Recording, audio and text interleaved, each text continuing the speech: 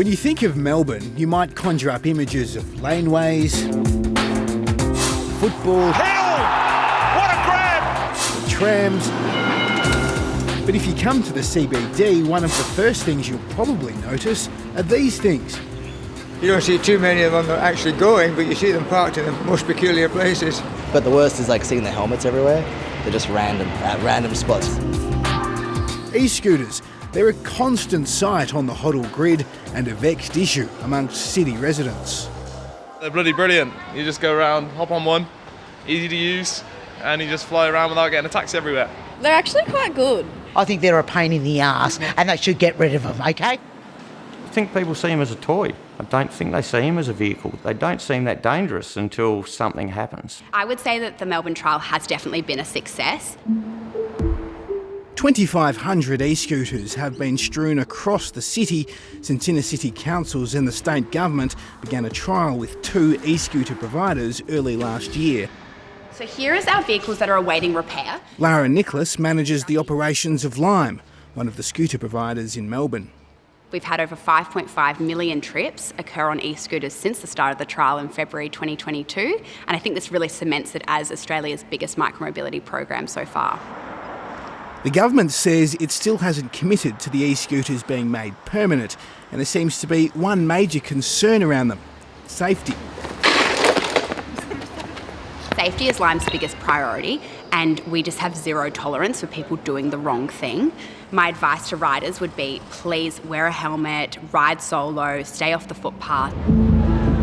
But it seems the instructions aren't always followed, and many riders are ending up here in the city's emergency department. Dr. Caro says he's seen a spike in people presenting with e-scooter injuries. We're seeing scooter injuries every day.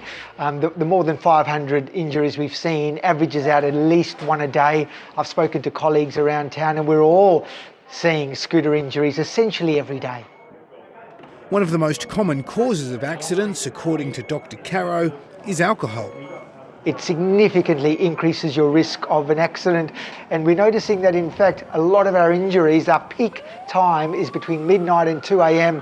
on a Sunday morning. So it is people using e-scooters when they have been drinking and or using other drugs. We do not condone people jumping on Lime if they have had something to drink. It's the same rules as driving your car.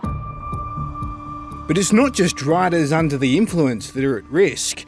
Bill Cylo, a keen ice hockey fan, was sober when he jumped on an e-scooter after a Melbourne NHL match in September this year. While trying to avoid the thousands of people that poured out of the arena after the game, he ran into a bollard. Next thing I know, the scooter stopped and I kept going because there was a bar going across the top of the bollards that was pretty well invisible. My sort of left foot was a bit forward going along with the scooter and my right arm stronger, so as I flipped straight over the top, my right arm was hanging onto the scooter, which was anchored onto the bar, and that would have torn my shoulder. It was just like someone had a knife stabbing in there, so it was pretty acute. Bill also broke several ribs, had cuts to his face and spent 11 days in hospital. He wasn't wearing a helmet, but he said his head was too big for them and it wouldn't have prevented his arm injury anyway. There was no way of fitting it on my head. In Victoria, it's mandatory for all e-scooter riders to wear a helmet. You're not wearing a helmet, why is that? Just I don't know, we just don't, just not. So both Lime and Neuron, who are operating this e-scooter trial in Melbourne, say their scooters are much safer than the privately owned ones you see cruising around town. Those scooters can go up to 70 kilometres an hour. This one here can go to about 20 kilometres, which I'm pretty happy about, just quietly. That's the law here in Victoria. Now, in terms of helmets, Lime and Neuron both say if the helmets don't fit, then either don't get on one or just grab one of your own. Then there's the other issue facing the many cities with e-scooters, the discarding of the vehicles. The scooters are often dumped by riders on the invisible boundaries where the scooters are not allowed to operate. Lara Nicholas leads the team retrieving them all.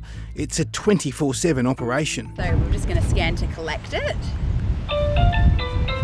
We manage our vehicles' borders through geofencing technology, which is essentially a virtual fence. So once the vehicles approach the border of one of those LGAs, or the end of the service zone, the vehicle's motor will eventually slow down and come to a stop. So often you'll see people probably trying to get into that next LGA, but they've been stopped on the border, and that's usually where our vehicles will congregate. Being the concerned Melburnian I am, I offered to help clean up the scooters.